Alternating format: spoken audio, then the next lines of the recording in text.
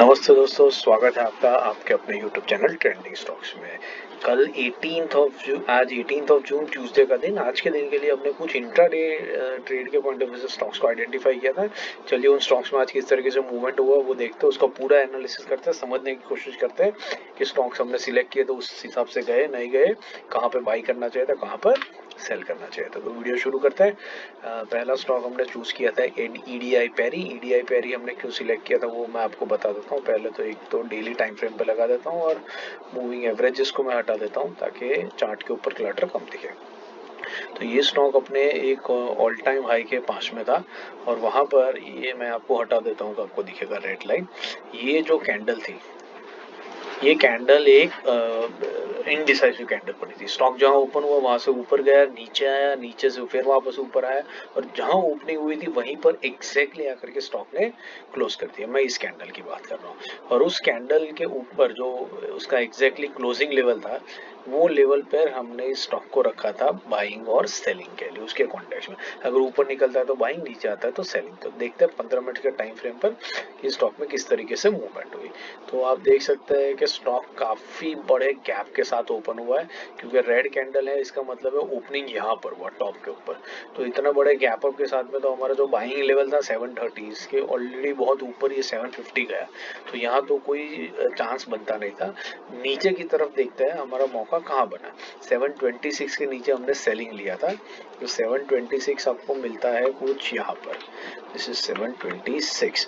तो 726 पे आपको ये ऑलमोस्ट 10 बजे की कैंडल में एक एंट्री मिली होगी और वहां से स्टॉक ने लो लगाया। कितना लो लगाया यहाँ तक, ये मार्क कर देते हैं, कुछ इस लेवल 717 तक। तो आराम से आपका 1% का जो टारगेट था वो यहाँ पर निकलता हुआ आपको दिख रहा है। दो कैंडल के अंदर में खेल हुआ और इस खेल के अंदर में आपका 1% बहुत आराम से यहाँ पर इजीली निकल गया। तो ये एक ट्रेड अच्छा रहा जिसके ऊपर 1% आपको मिला।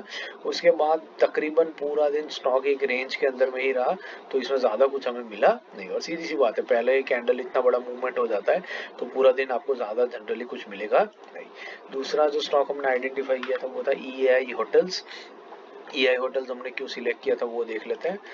तो उसको डेली टाइम फ्रेम पे लगा लेते हैं। तो ये रीजन था कि ये स्टॉक अपने एक क्रूशियल सपोर्ट रेजिस्टेंस लेवल पर था। यहाँ पर मल्टीपल टाइम्स उसने रिजेक्शन लिया था और वापस उसी लेवल पर आकर के कैंडल क्लोज हुई थी। यहाँ पर ये वाली कैंडल की मैं बात कर रहा हूँ, इसलिए हमने ये स्टॉक यहाँ पर लिया था। आप देख सकते हैं कि स्टॉक उस लेवल के ऊपर ही गया है और ऊपर ही उसने मूवमेंट किया। तो 15 मिनट्स के टाइम फ्रेम पर देखते हैं कि कहाँ पर कितना मूवमेंट हुआ। तो हमारा बाइंग था 444 के ऊपर, तो 444 का लेवल आता है कुछ यहाँ पर। तो पहली 15 मिनट की कैंडल में आप देख सकते हैं गैप अप ओपन हुआ, but that is to be ignored क्योंकि अपने लेवल से ऊपर गया है। उसके बाद धीरे धीरे ग्रेजुअली स्टॉक इस लेवल को क्रॉस किया और इस लेवल को क्रॉस करके स्टॉक ने हाई लगाया। आप देख सकते हैं यहाँ तक है, विच इज 454, 10 रुपीज का मूवमेंट किया। अब पॉसिबल है कि आपने यहाँ पर 444 के ऊपर एंट्री ना ली हो और ये जो पहली 15 मिनट की कैंडल है, मतलब जो डे हाई बना था, उस डे हाई के ऊपर आपने इसमें एंट्री करी हो एट दिस पर्टिकुलर लेवल। ये लेवल है आपका मतलब 1045 के आसपास में, ये 446 का लेवल है। तो आप 4447 के ऊपर ले लो, यहाँ पे लगा देते हैं। हाँ, तो ये लेवल पर हो सकता है आपकी एंट्री हुई हो। एंट्री के बाद में पूरा दिन स्टॉक एक छोटी सी रेंज में रहा, उस लेवल के नीचे नहीं गया लेकिन ऊपर रहा और फिर उसके बाद में 554 का हाई लगाया। तो यहाँ पर भी आपको 1% का टारगेट, 1 से 1.5% का टारगेट इस रेंज में बनता हुआ दिख रहा है। तो इसमें भी आपका 1-1.5% का टारगेट आराम से निकलता हुआ दिखा। तीसरा स्टॉक था इक्विटा small finance bank. इक्विटा small finance bank हमने क्यों सिलेक्ट किया था, डेली टाइम फ्रेम पर ये देख लीजिए।